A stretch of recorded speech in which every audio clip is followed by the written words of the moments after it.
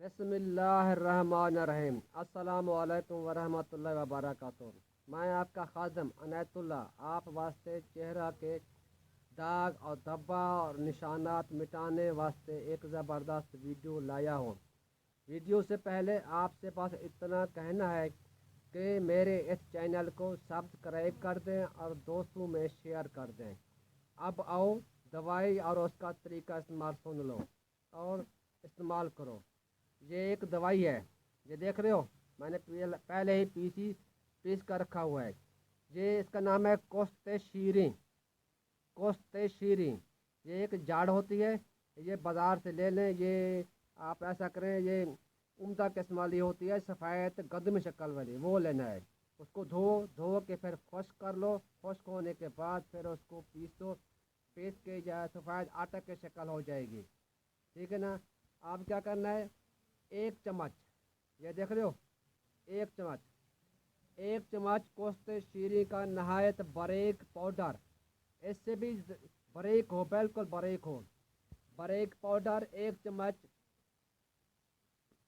یہ والا عرق کے گلاب۔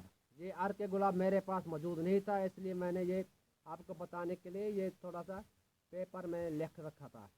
عرق کے گلاب یہ بھی ایک چمچ، اچھی کوالٹی والی ہو۔ دونوں کو اچھی طرح مکس کر لیں۔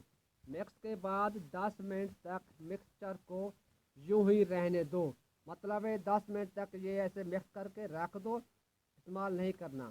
10 منٹ کے بعد اس پیسٹ کو، دوائی کو جو بنایا ہوا ہے، چہرہ پر لگا دو۔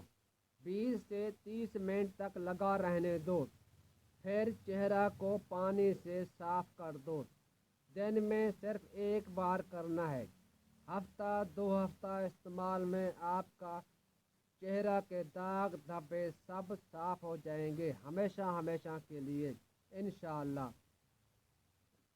یہ سب دوائیوں سے بالکل اچھی ہے اور اس کا کوئی سائیڈ ایفیکٹ بھی نہیں ہے۔